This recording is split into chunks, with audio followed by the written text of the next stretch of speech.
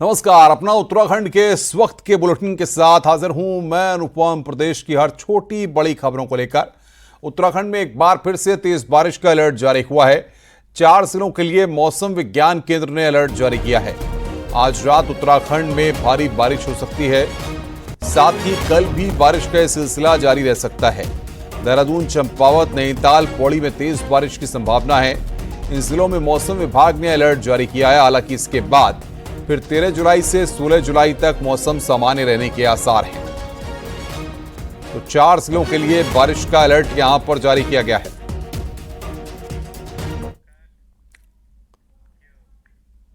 Badrinath national highway अभी भी बंद है। वहीं जोगीदारा के पास फिर से पहाड़ी से मलबा आया है। पहाड़ी से बोल्डर गिरे हैं, जिनकी चपेट में आने से बाल बाल एसडीआरएफ की टीम बची है, जो सड़क को खोलने का काम कर रही है। तस्वीरों में आप देख सकते हैं कि कैसे अचानक पहाड़ी से बोल्डर गिरने लगते हैं और सड़क खोलने का काम कर रही एसडीआरएफ की टीम जान बचाकर भागती है। वहीं बीआरओ की मशीन भी बोल्डर की चपेट में आ गई। आपको बता दें कि जोगीधारा के पास मंगलवार को भारी भूस्खलन हुआ था और तभी से हाईवे बंद है। हालांकि कुछ देर के लिए पैदल आवाजाही शुरू हुई थी, लेकिन वो भी बहुत खतरनाक बनी हुई है। बंद हाईवे को खोलने की कोशिश लगातार जारी है, लेकिन टीम को अभी तक कामयाबी नहीं मिल पाई है, क्योंकि पहाड़ी से रुक रुक कर मलबा गिर रहा है।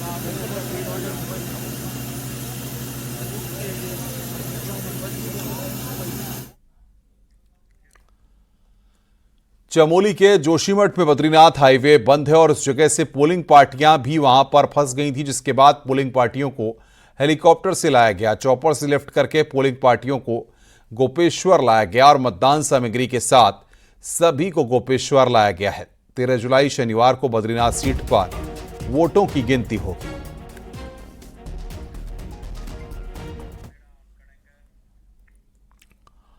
मॉनसून सीजन को देखते हुए पिथौरागढ़ के लिए राहत भरी खबर है। आपदा प्रबंधन विभाग ने आपदाओं की आशंका को देखते हुए संवेदनशील जिले के लिए हेलीकॉप्टर तैनात कर दिया है। यह हेली बॉर्डर जिले के साथ ही पूरे कुमाऊं क्षेत्र के रेस्क्यू ऑपरेशन में अहम रोल अदा करेगा।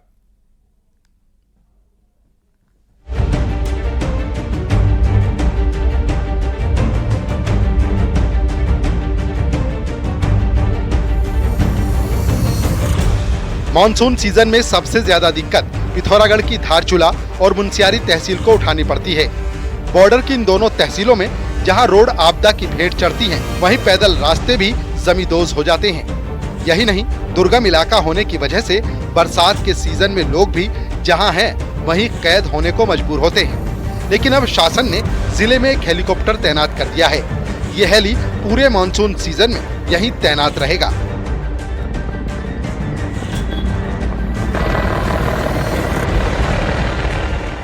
कि यहाँ के जो 2 तहसीलें हैं, धारचूला और मुनस्यारी, काफ़ी कुछ आपदाग्रस्त रहती हैं। इसको देखते हुए हर साल ही शासन के द्वारा और आपदा प्रबंधन डिपार्टमेंट के द्वारा पिथौरागढ़ डिस्ट्रिक्ट को एक हेली दिया जाता है, जो कि पूरे कुमाऊं के लिए ही रहता है। तो इस बार भी वो हेली आने वाला है। हेलीकॉप्टर से सबसे ज्यादा मदद ब्यास, दारमा, चौदास और मिलम घाटी के लोगों को मिल सकती है। इन इलाकों को जोड़ने वाले रास्ते पहली बरसात में ही जमींदोज हो गए हैं। ऐसे में बीमार और प्रेग्नेंट लेडी के लिए तो ये वरदान साबित होगा ही। साथ ही उच्च हिमालयी इलाकों में सैलानियों के फंसने पर भी इससे खासी मदद मिलेगी। कोई दुर्घटना में घायल व्यक्ति अगर होते हैं तो उनको रेस्क्यू किया जाएगा।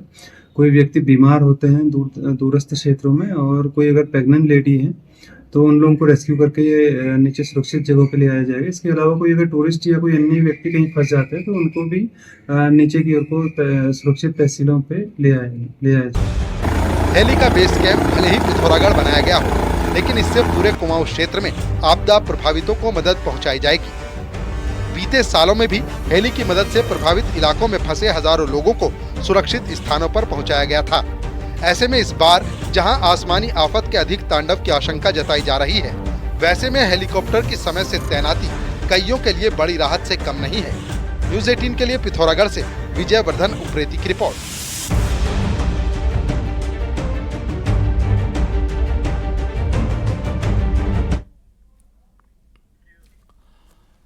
बरसात के बीच नदी नालों और गदेरों के बीच जाना बेहद खतरनाक रहता है, लेकिन इसके बावजूद कुछ लोग इनके किनारे जाते हैं और कईयों की जान भी जोखिम में आती है। ऐसे में नैनीताल जिला प्रशासन ने इन नदी नालों पर जाने वालों के खिलाफ सख्ती दिखाई है। विशेषकर गौला, कलसा, भरिताल, हरीशताल, लोहाखाम ताल में जाने पर सख्ती से रोक लगाई गई है। जिला प्रशासन ने सिंचाई विभाग को निर्देश दिए हैं कि नदियों और वाटरफॉल्स में नहाने वालों के खिलाफ भारतीय सुरक्षा संहिता के तहत कार्रवाई करते हुए इन्हें गिरफ्तार किया जाए।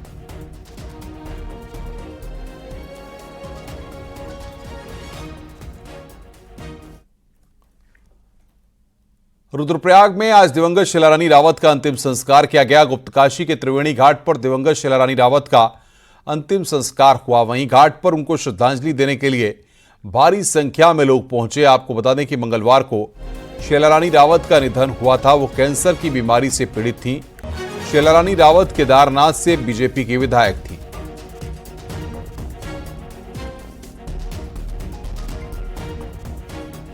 आज उनकी शव यात्रा में जिस प्रकार से पूरा हुजूम पूरे क्षेत्र से निकल रहा है, मैं जानता हूँ सबके दिलों में राज करती थी। मैं उनको अपना श्रद्धा समर्पित करता हूँ। भगवान उनके परिवार को यह दुख सहन करने की शक्ति प्रदान करें। उन्होंने पूरा जीवन संघर्ष में बिताया है उत्तराखंड के केदारनाथ विधानसभा के लिए, रुद्रप्रयाग जिले के लिए, भारतीय जनता पार्टी के लिए बहुत बड़ी क्षति है। और मैं बस भगवान से प्रार्थना करता हूँ उनको अपने श्री चरणों में स्थान दें। दिल्ली में केदारनाथ मंदिर के शिलान्यास पर सियासत शुरू हो गई है। गुरुवार को कांग्रेस नेता गणेश गोदयाल ने इसके विरोध में 1 घंटे का मौन व्रत किया। पौड़ी जिले के पैठानी में गणेश गोदयाल ने शिव मंदिर में मौन व्रत किया। उन्होंने कहा कि केदारनाथ धाम के नाम पर दिल्ली में मंदिर बनाना ठीक नहीं है, क्योंकि 4 धाम में केदारनाथ से करोड़ों हिंदुओं की आस्था जुड़ी है। तो केदारनाथ की यात्रा से लाखों लोगों का कारोबार जुड़ा है। इसलिए ज्योतिर्लिंग केदारनाथ के नाम से दिल्ली में मंदिर बनाना सही नहीं है। गोदयाल ने कहा कि सरकार इस पर जनता को सफाई दे कि आखिर इस मंदिर को क्यों बनाया जा रहा है। वहीं गोदयाल के धरने के बाद कांग्रेस पार्टी की तरफ से भी केदारनाथ मंदिर पर सवाल उठाए गए। केदारनाथ मंदिर को ही केदारनाथ से शिला ले जाकर दिल्ली में स्थापित करना, ये कहीं से भी न्यायोचित नहीं ठहराया जा सकता। और अगर सरकार अभी भी इस पर स्पष्टीकरण दे कि सरकार की इसमें मंशा क्या है, क्या इन नेताओं के निजी हित उन मंदिरों में सुरक्षित हैं जहां ये स्थापित करना चाहते हैं, इसमें क्या मंशा है सरकार की, ये किस रूप में उत्तराखंड को लाभान्वित करेगा उनका ये कदम, इसको स्पष्ट किया जाना चाहिए। वहीं दिल्ली में केदारनाथ मंदिर पर कांग्रेस ने सवाल उठाए हैं और गणेश गोदयाल के धरने के बाद बीजेपी की तरफ से जवाब आया है। राज्यसभा सांसद और बीजेपी प्रदेश अध्यक्ष महेंद्र भट्ट ने इस पर बयान दिया है। महेंद्र भट्ट का कहना है कि धाम और मंदिर के अंतर को समझना चाहिए। एक नाम से कई मंदिर होते हैं, लेकिन धाम का पुण्य धाम में ही मिलता है। इसलिए केदारनाथ धाम यही है, जबकि दिल्ली में केदारनाथ मंदिर बन रहा है। जो धाम है उन धामों के मंदिर भी बहुत से स्थानों पर बहुत से राज्यों के अंदर बने हुए हैं। तो मंदिर को मंदिर के रूप में रहना देखना चाहिए।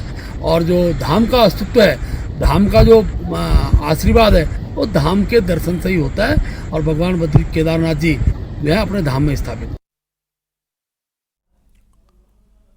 भारतीय जनता पार्टी के प्रदेश अध्यक्ष महेंद्र भट्ट के बयान के बाद पूर्व मुख्यमंत्री हरीश रावत का बयान सामने आया। हरीश रावत ने कहा कि बीजेपी वाले धाम बनाने के काम में माहिर हैं।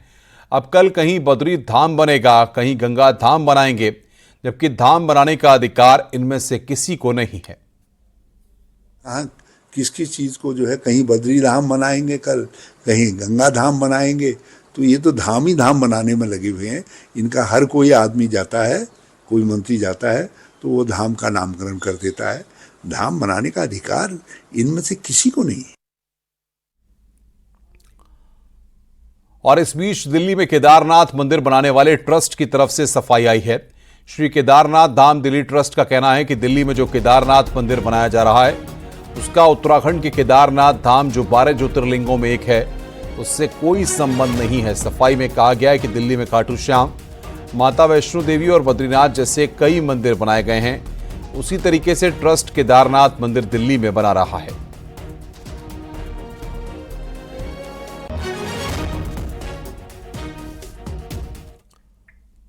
उत्तराखंड में 2 विधानसभा सीटों पर उपचुनाव हो गए हैं और रिजल्ट शनिवार को आएगा। इन चुनाव में बीजेपी के पास खोने के लिए कुछ नहीं है, लेकिन रिजल्ट अनुकूल रहें तो पार्टी के लिए प्लस ही होगा। वहीं कांग्रेस की बात करें तो उसे 1 सीट पर उम्मीद है। आइए कैसे देखते हैं इस रिपोर्ट में।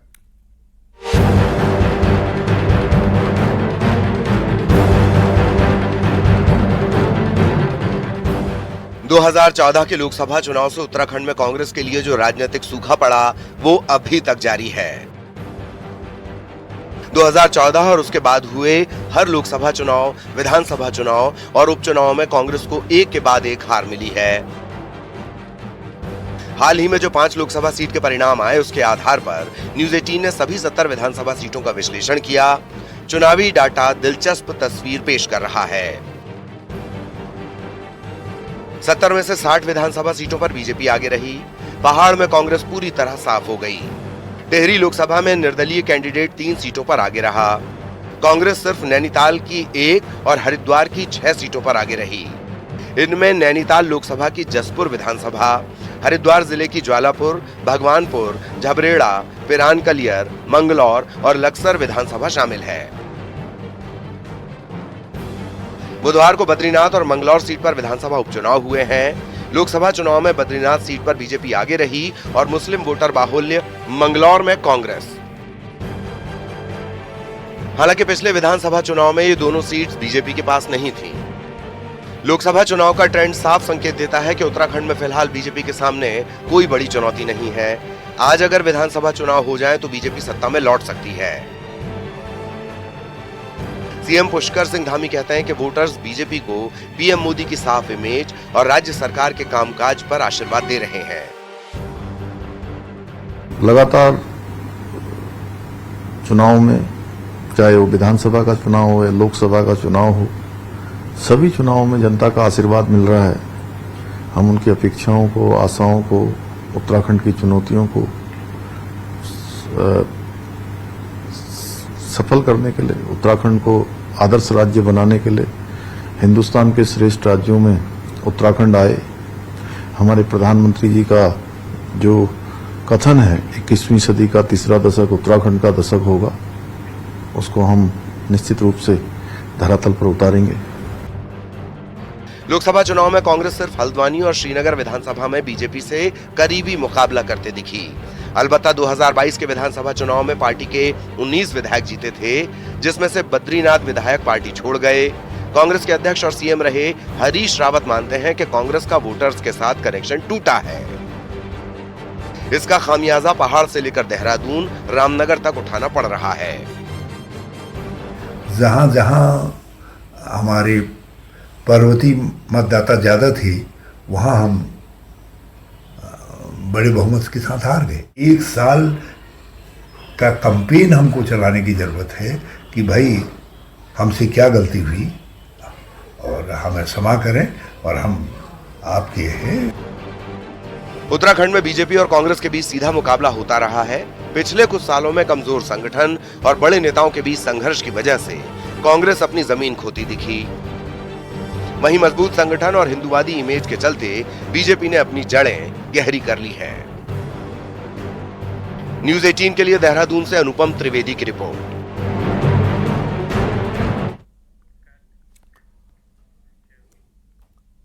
विधानसभा उपचुनाव के बाद अब निकाय चुनाव की बारी है। 9 अगस्त के बाद कभी भी निकाय चुनाव की अधिसूचना जारी हो सकती है। राजनीतिक पार्टियां भी अब निकाय चुनाव की तैयारियों में जुट गई हैं। उत्तराखंड में निकायों का कार्यकाल 1 दिसंबर 2023 को खत्म हो चुका है। तब से निकायों में प्रशासक तैनात हैं। प्रशासकों को 6 महीने बीतने के बावजूद सरकार ने 3 महीने का और विस्तार दे दिया था, जिसकी समय सीमा 2 दिसंबर को खत्म होने जा रही है। निकाय चुनाव में सबसे बड़ा रोड़ा ओबीसी आरक्षण का था।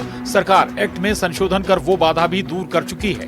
इस बीच निकायों में हुए ताजा विस्तार और अन्य कारणों के चलते नगर निगम रुड़की समेत 6 निकायों की मतदाता सूची नहीं बन पाई है। आयोग इस दौरान इस काम को भी पूरा कर चुका है और 9 अगस्त को बाकी बचे इन निकायों की सूची भी अंतिम तौर पर जारी कर दी जाएगी। माना जा रहा है कि 9 अगस्त के बाद कभी भी चुनावों की अधिसूचना जारी हो सकती है। अब बीजेपी और कांग्रेस ने निकाय चुनाव पर फोकस करना शुरू कर दिया है। बीजेपी की 15 जुलाई को होने जा रही प्रदेश कार्य समिति में निकाय चुनाव पर चर्चा मुख्य बिंदु रहने वाला है। इसके बाद पार्टी जल्द ही नगर पालिका अध्यक्ष और मेयर के प्रत्याशियों का पैनल तैयार करने जा रही है। तो कांग्रेस भी अगले 2 से 3 दिन में ऑब्जर्वर नियुक्त करने जा रही है।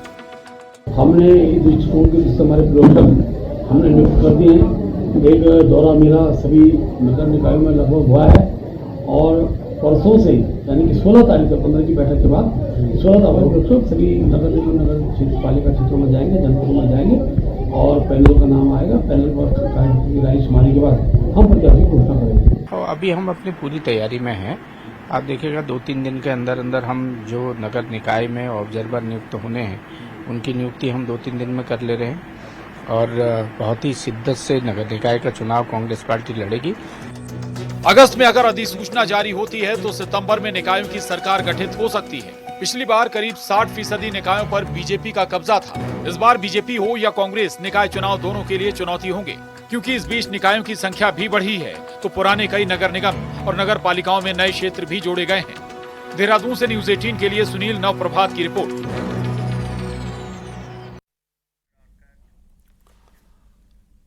देहरादून के ग्राफिक एरा अस्पताल को एमबीबीएस की 150 सीटों के साथ मेडिकल कॉलेज की मान्यता मिल गई है।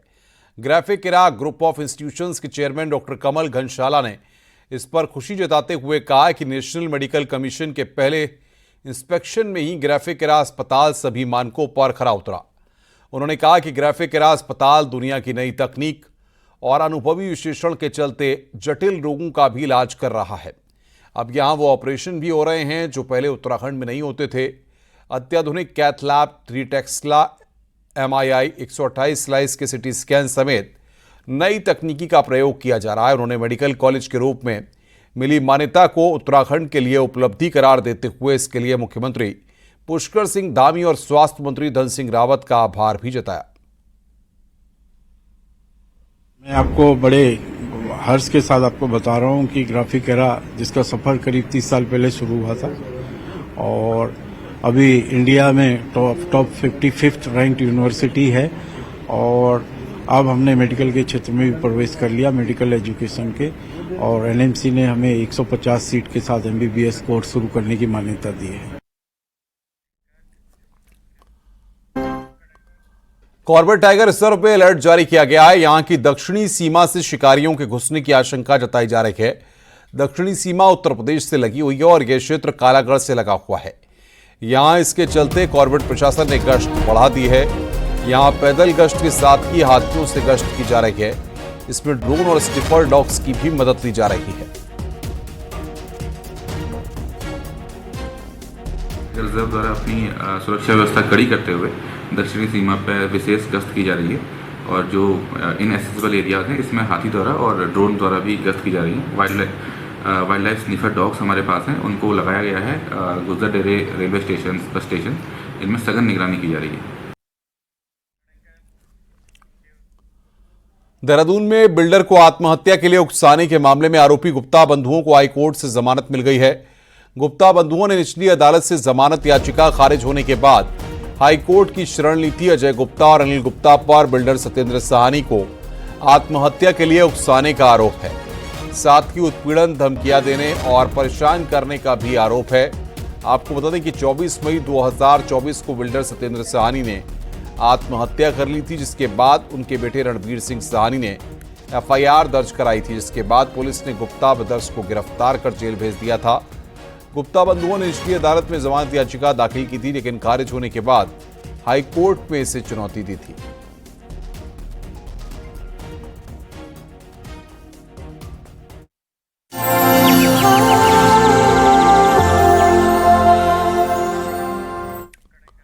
न्यूज 18 ने धरती को हरा भरा रखने के लिए प्रोजेक्ट वन ट्री नाम से एक मुहिम शुरू की है।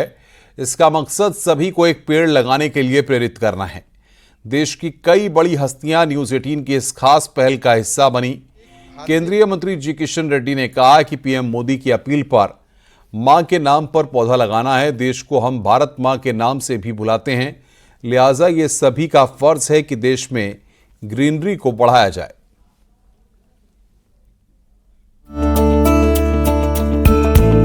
देश भर में हर व्यक्ति मां के लिए बहुत गौरव स्थान होता है, इसीलिए प्रधानमंत्री जी का अपील था हर व्यक्ति अपने अपने घर में हो, अपने अपने पार्क में हो, जिधर भी फैसिलिटी हो सकता है सभी जगह मां के नाम पर पौधा लगाना, उसको बड़ा करना, जिम्मेदारी लेने के लिए बोले।